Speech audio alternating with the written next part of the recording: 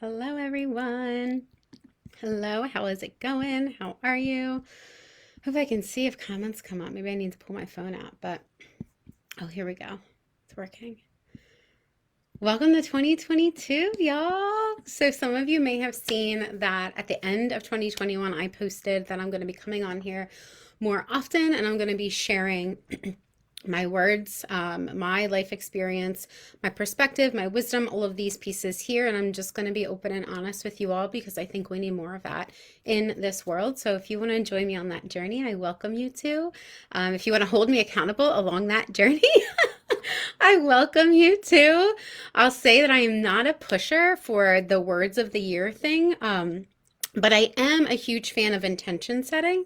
And so I used to be big on goal setting and achieving with like a real get it done attitude. Many of you who know me probably have an idea of what I'm talking about there, right? Like, let's get it done. I have goals. I get my goals. And if I say I'm going to do it, I'm going to get it done, right? Like, and I still kind of have that mentality, but it shifted like the energy behind it, right? I still love having my goals and dreams. Let me know if you're someone that likes to be like a goal setter, if you have dreams, maybe you have dreams for this year. Maybe you've had dreams in the past that you've worked towards. Maybe you have goals that you're working towards.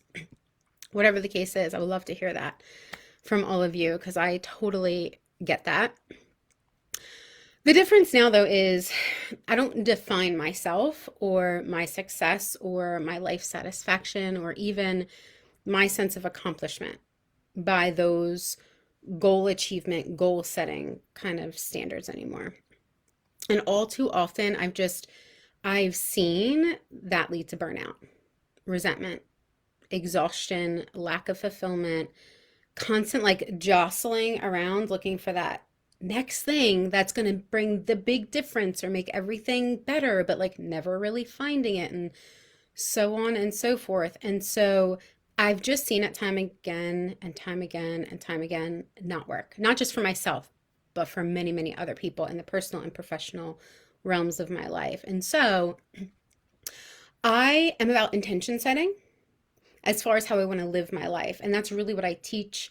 And I want to share that and talk about that today. I would love to hear from all of you and hear your thoughts about goal setting and what success means to you and intention setting.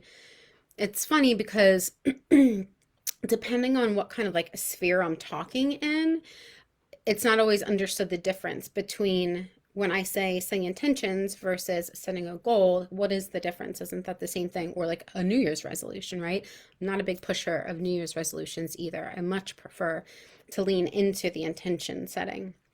And how I describe the biggest difference is intentions are about how you want to experience the ride, right? So as you set your goals, or maybe you did set a resolution, a New Year's resolution, maybe it was to lose weight or to make more money or I don't know, to handle your stress better, whatever the case is. Maybe those are your goals. The goal is kind of like the destination, right? I'm going to get from where I'm at to where this place is, right? Like that's the destination, the goal. But an intention is how you want to experience the journey there. You feel that difference?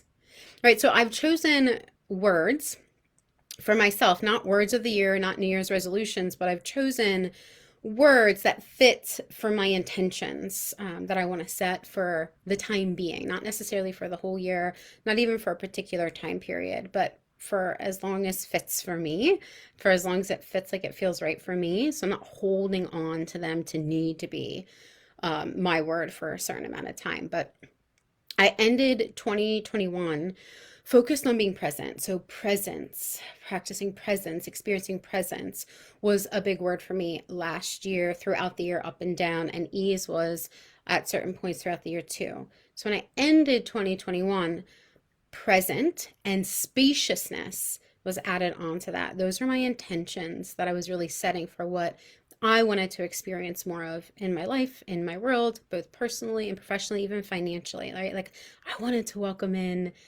focus on, experience more spaciousness in my life. And so maybe that comes, maybe brings some things up for you, like what you want to experience more of. Or maybe you do words of the year, which is fine. If that works for you, let us know what maybe some of your words of the year might be. I would love to hear from that. hear from all of you around that.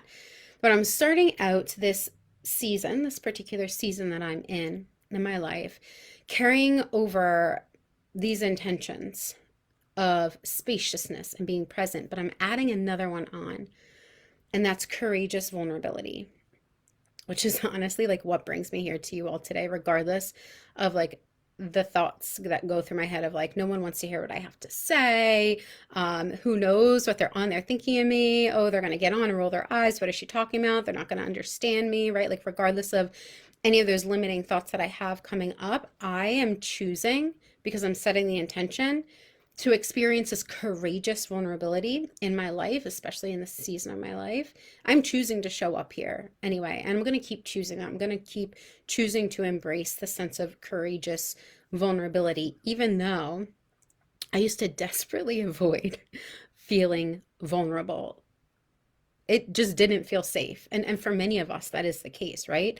But now I seek to embrace it, and I seek to embrace it courageously, because seeking to embrace vulnerability is a courageous decision. It's a courageous action. It's a courageous intention. And so it's by and large what is helping me to moment decide that I'm going to continue this here and come on live and talk with whomever decides to come, even if that means I talk to no one, because this is important to me. This is important to me to embody who I am and what I value, and to show up authentically in that way consistently, regardless of how uncomfortable it gets. That's actually why I honestly have decided to come on here to share my words, my experiences, my teachings more and more throughout 2022. And I've got no idea where these courageous and vulnerable conversations are going to take me, are going to take you, are going to take us, but I'm ready for it. And I appreciate all of you who choose to hop on the ride, because it's not the conventional ride. And so it can feel uncomfortable. Some of the things that I'm maybe talking about are the perspectives that I have as I hop on here. So I appreciate you being here whenever you choose to be here. So one of the biggest themes that you might notice as I come on here more and more, that's kind of threaded throughout most of my conversations and my thought processes, is on this vast difference between fear-based living and faith-based living. Most people, especially in America, but most people, we live in this place of fear-based living. We live fear-based lifestyles. We're operating from in the background, not intentionally, not knowingly, but we're operating from a fear-based place. I totally did this too. Totally. And I'm not going to say I never do it anymore, but I'm very intentional and very clear that fear-based living and faith-based living completely change your experience of life. And I'm all about quality, not quantity of life. So I'm not here to live a fear-based life. I shared a post a while ago that I am not a God-fearing woman. I believe in my higher power. I don't fear it. I believe in the love that it offers. I don't fear it. I honor, respect, and cherish that connection. I don't fear it, because fear comes from a place of distress, dis-ease, lack of balance. Fear is not a place that we're supposed to live. Now, of course, fear is a natural emotion. Fear is an instinctual reaction that we all have hardwired into us as humans. It helps us to stay safe, to keep ourselves protected, but we are not, if we step back from the urgency of protecting ourselves, we are not always urgently needing to do that, even though it feels like we are in our society. And so the problem isn't that we feel fear sometimes. The problem is that we aren't, and we were never meant to live in that space. Does that make sense? Like, we weren't meant to live in a induced, a fear-based place. We were not meant to live there. Living in fear causes disarray. It causes disarray to our brains, our bodies, our whole nervous systems. It causes or exacerbates or creates, right, like problems in our relationships, in our work performance, in our ability to think, to have confidence in ourselves, in our internal sense of self and purpose and clarity. Like, that's what fear-based living does. It makes it so that even within ourselves, it's almost like we feel like we're walking on eggshells, or we can't do enough, or we can't get it right. Like, that's fear-based living, and most people live there. Most people live there. Now, faith, on the other hand, faith-based living is the avenue through which we can live a life that allows fear to be felt without it becoming the basis of how we live. So we're not operating out of fear all of the time, or chronically operating from this place of fear. You can feel fear without leading and deciding and living within it. And I'm not talking, when I say faith, I'm not talking about faith in the sense of religion or any kind of religious dogma or church or any institutionalized type of systemic setup. I'm not talking about that at all. It doesn't matter your religious or background, or lack of religious background. That's not at all what I'm talking about here. I'm talking about faith as it relates to a sense of hope and an internal belief system that supports us in knowing that no matter the hard and the dark that presents itself, there's still a sense of goodness in the world, and a sense of goodness that's available within ourselves, that can be resourced from within ourselves, even if and when we don't see it right in front of us, even if and when it's hard to tangibly like touch or visualize right in front of us. I'm talking about faith that lets uncertainty be okay, because uncertainty is, simply put, going to be a part of life. And if it's not okay, then it brings us to this place of constant anxiety, which is rooted in fear. I'm not talking about blind faith either. I'm not talking about, oh, just have faith, sit and do nothing faith. I'm not talking about that. I'm talking about faith-based living that, once you get really attuned to it, becomes so foundationally strong that it is so much easier to discern when to take action and when not to. Right? Like, it's a whole different way of living. And if you haven't tapped into this at all, then you probably think I'm crazy. You probably have no idea what I'm talking about. You're like, she's nuts. And that's fine, because like I said, I've been there. I was in that place where I'm like, that doesn't make sense. But I can tell you, through those that I've supported in incorporating the components of this in their lives, and as well as me doing it myself, how to put words to it, I don't know. You just have to experience it. I operate now, after years of work, much more from this place of this faith-based place of living. That being said, though, I still feel fear. I felt fear right before I got on this live with you all, because I'm like, okay, I've been telling myself I was going to do these kind of courageous conversations for years, and I haven't. Why? Because of fear that either I'll be misunderstood, I'll be judged, I'll be cast as whatever, insert any kind of judgment or whatever there. At some point, I had to decide that me living authentically, openly, publicly, courageously vulnerable me mattered more, was worth it more to me than any value I was giving those fears.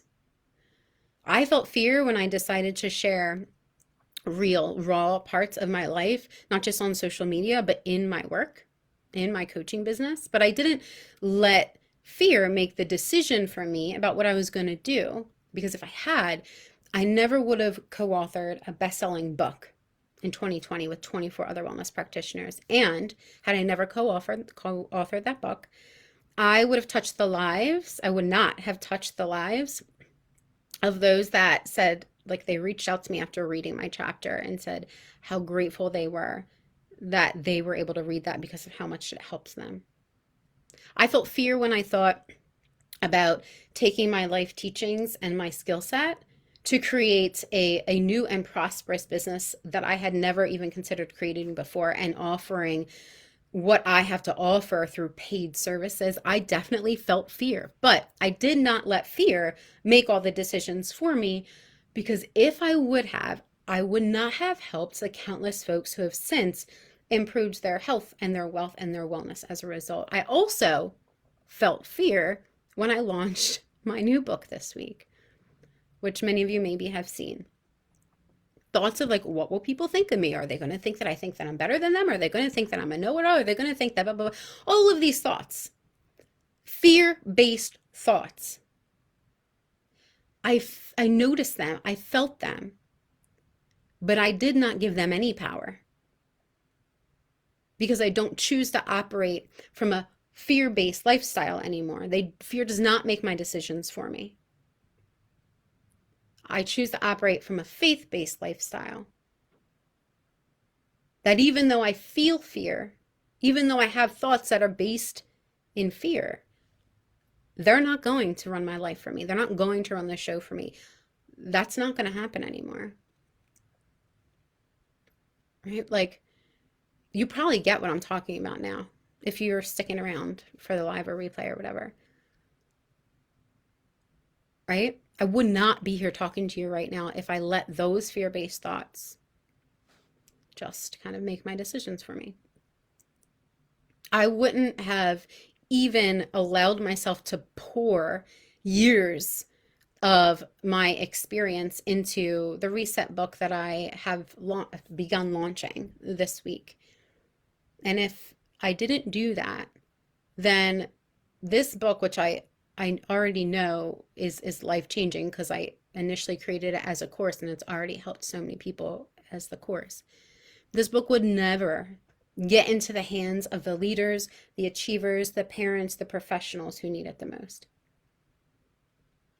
if I had let fear make the decision for me. Now, it looks different for everyone. Everyone's fear-based thoughts speak a little differently to them, disguise themselves a little bit differently, show up in their lives a little bit differently. Maybe fear-based thoughts come up for you if you're a business owner and there's a worry like, oh, they're not going to like me if I don't give them a discount, or there's a worry that you have to like give too much or they're going to go someplace else. So there's this fear that like you're not giving enough in some way, and so you're overcompensating there. Or maybe there's a fear that someone's going to be disappointed in you, and so you have to behave a certain way. Or maybe there's a fear that someone's going to think you're not successful, and so you have to do X, Y, or Z to show them that. We all have these. It's just that we're all not aware of it. I go deep in the reset book and how you can assess for these and start working through them. But we all have them. If you pretend that you don't have them, that's fine. But they're still working in the background, whether you admit they're there or not. Right? So the difference between fear-based living and faith-based living isn't that there's no fear felt. It's that the fear isn't getting the steering wheel and making the decisions. If you're not sure still what I'm talking about, think about like when you feel stressed out or anxious or really irritable or really angry, or maybe you go from 0 to 60 really fast, or think about like, do you shut down and withdraw? Do you lash out? Do you kind of play small so as not to disrupt anything, walk on eggshells, or just don't take the risk? Tell yourself you should just be happy with what you got and settle. Or maybe you don't hold yourself accountable if you make a mistake, or you won't make space for someone else to hold themselves accountable because they've messed up in some way. It plays out in all these different ways for different people. But the difference between the fear-based and the faith-based isn't that you just feel no fear. That's not it at all. We all feel fear. It's human. But faith-based living also is not the easy way out. It really isn't. Now, what some people are going to hear is, I'm talking about the fluffy, like, have faith, everything's just going to work out, and be loving, and just all the fluffy stuff. I'm not talking about the frou-frou, fluffy kind of faith and love here. I'm talking about the hard stuff. Because I'm telling you, it's challenging either way. Fear-based living, faith-based living, both have their challenges. It's just in faith-based living, you get to experience so much more joy. And you get to be so much more connected to like your purpose and your passion. Fear-based living, you still have the challenges, but you don't get to be connected to joy nearly as much, if at all. And you don't feel as connected to your passion, your purpose, and you're questioning yourself, and there's more doubt, right? Like, they both have challenges. There's no way to get rid of all challenges in life. I'm not going to say that there is. I don't believe that's true. But faith-based living, it's filled with compassion, and it's also filled with boundaries. It's filled with love and good intentions, but it's also filled with radical accountability. It's my very firm belief and clear knowing that by me choosing to publicly come on here live and live from this space of courageous vulnerability, just kind of out here in the open, I'll be able to show more and more people what it looks and feels like to operate from a more faith-based type of living. And I believe that the ripple effect of that, if you've seen my coaching logo, you see that golden swirl, it's a ripple.